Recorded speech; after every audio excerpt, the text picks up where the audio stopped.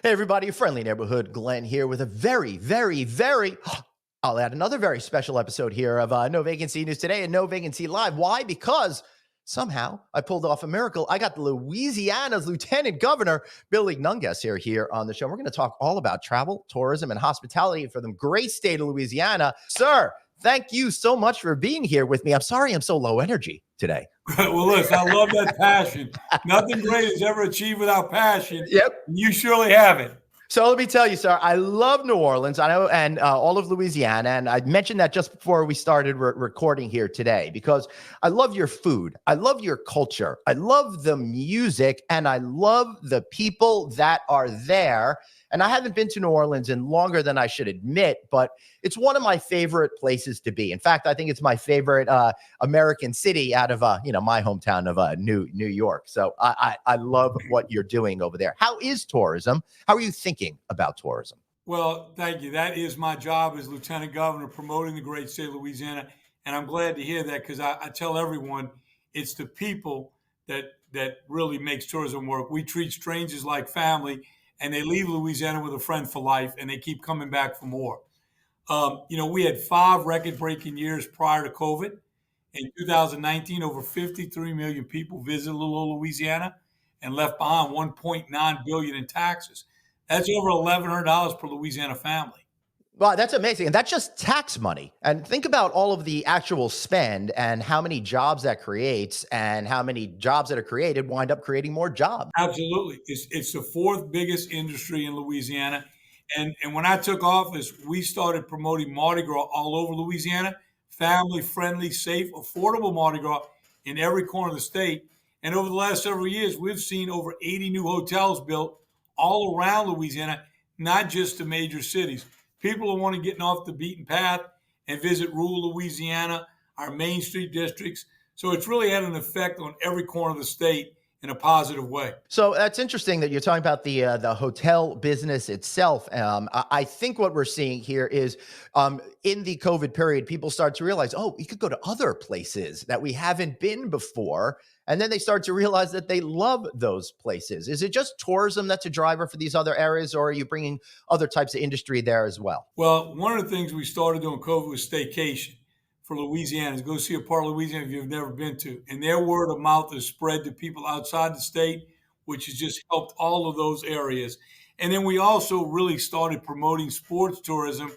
We've got the Super Bowl in New Orleans next year. We have the Final Fours, but we're having Olympic trials all over Louisiana, Shreveport, Lafayette, Lake Charles. So we're bringing smaller sport events that really helps the hotel industry in those areas and all the small businesses in those smaller communities offer these sport events that normally you wouldn't host in those cities. Yeah, and that's right, because you don't have, like, here in New York, we got professional sports teams all over the place, right? So you've hosted the Super Bowl numerous times. I feel like it's like a rite of passage for New Orleans. Well, New Orleans is a perfect place. It's the only city where when the Super Bowl was in walking distance of the French Quarter, the riverfront, all the hotels.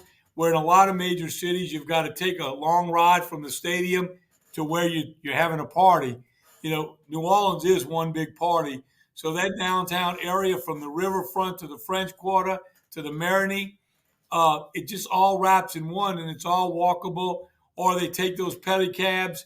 You don't have to get in a lot of traffic on the freeway to get around for a Super Bowl in Louisiana. Let me tell you, I've not been there for a Super Bowl, but I have been there for conventions. Close enough, area. What I really like about it is you could go to the convention center, then you could walk over to the casino that's over there, and just another few feet away, you've got the whole French Quarter. And that's really the ultimate New Orleans experience for me. But one thing that I'm interested in is everybody these days wants to do these music festivals, food festivals, and all of that. But Jazz Fest was like there before people understood what the word festival means. How are you able to continue to leverage that in order to bring new people to your market and create excitement around Louisiana, New Orleans? Yeah, the first year out of COVID, we were concerned would people come back. We became a major sponsor because a lot of people were worried that it wouldn't come back. And we set a record. So Jazz Fest has been a leader in getting people excited about Louisiana. Something we did out of COVID, a little different for a state. We put a float in your parade, the Macy's parade. We'll be back with that Super Gator this year for the third year, Yeah. and the Rose Parade. It got people excited about coming to Mardi Gras. And right after Mardi Gras is fair and festival season, we have over 400 fairs and festivals. If you can eat it, dance to it, shoot it, hell, we name a festival after it. I absolutely love that, Lieutenant Governor. That's absolutely hysterical. So, how else are you communicating to people? I mean, events are one thing, but you've got to get out those marketing messages. You've got to differentiate yourself. And I've seen more and more and more advertising out there from more jurisdictions than ever before, but a lot of it's all kind of the same thing, almost fungible. You can put a different visit so and so place on it, and it won't matter. How do you make sure your advertising sticks and resonates with folks that they want to come and visit? We do it a little differently. We go there. Just like we're coming to New York, you'll see that alligator eye in Times Square. It'll be looking around. People look up, it'll zoom up, say, get ready, New York. Louisiana's coming. But we go there and we throw a party. We just got back from London where we took over the train station. We had Tabasco ice cream, something you got to come to Avery Island to get. But we stole the show, and the media attention we get when we bring Louisianans there, we bring some cooking, a little jazz. We get people excited about coming to Louisiana, and that has really worked well. It's a lot of work, but we travel all over the world doing that to show uniquely Louisiana to the world. Yeah, why are you the most fun politician I've ever spoken to? You've really got a great attitude about this. Well, I was retired and rode out Katrina on a ranch south of New Orleans at Little Finger Sticks in the Gulf. Me and my wife had a riding center for special needs children. We rode out there to protect the animals. I rescued people by airboat, and I never saw a politician. So I got angry and ran for parish president. And then after the BP oil spill, I caught them doing things they shouldn't have been doing. And I was on CNN every night pretty upset. So I said, if nobody's going to do nothing, I'm going to run for lieutenant governor. So I think it's a passion for making a difference that more of our elected officials need to have. Yeah, and before we started recording this interview, you were telling me, and I picked up your passion for the environment because it means jobs, livelihoods, and gives people reasons to come to New Orleans. And of all the places in our country, you've suffered from adverse weather and all sorts of stuff. So it's a huge challenge for you to make sure that you create a place that's safe for everyone and still people want to visit, right? Right. I've even made the offer to the city of New Orleans to take over the French Quarter and make it a state park, historical district, much like they did in San Diego with the gas lamp district, where they managed it separately from the city. There's not enough voters living in the French Quarter to get the attention it deserves as really the hot spot for tourism. So we need to try to remanage it and fix it and clean it up, and make it safer. The French Quarter that we all used to love needs to come back to Louisiana.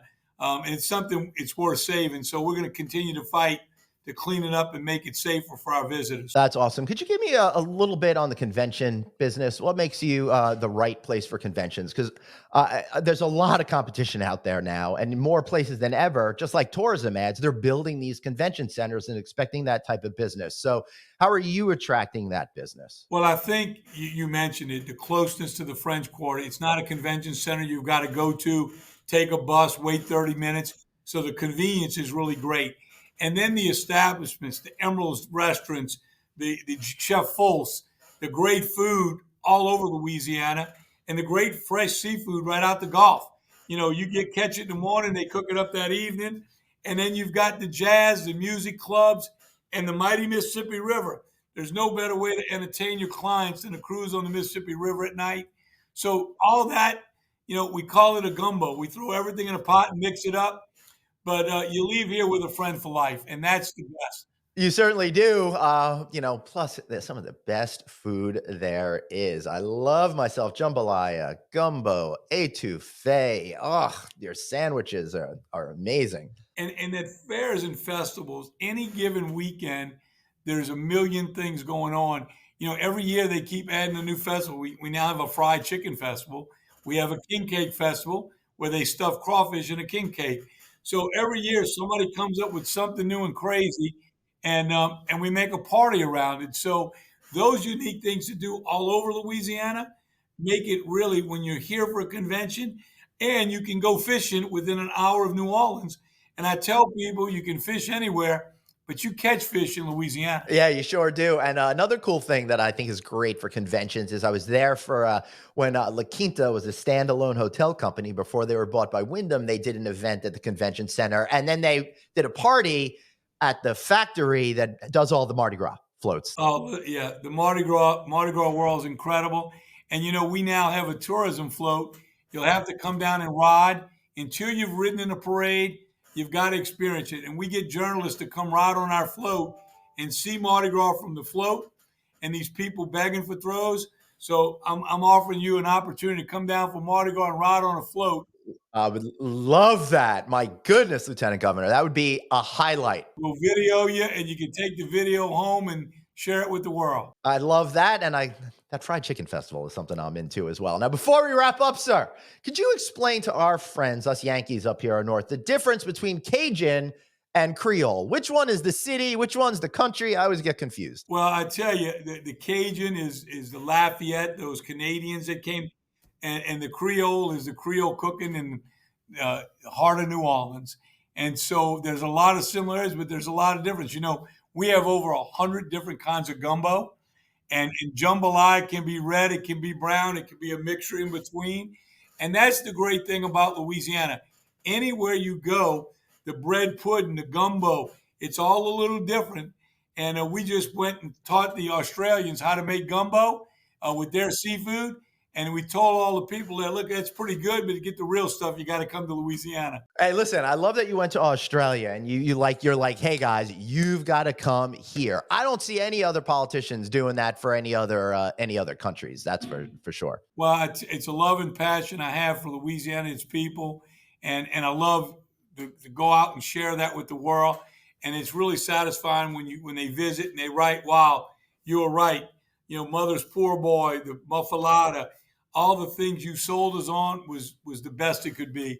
So it makes you really proud to be from Louisiana. Oh, we better wrap this up before I start going on about your oysters. Like, goodness.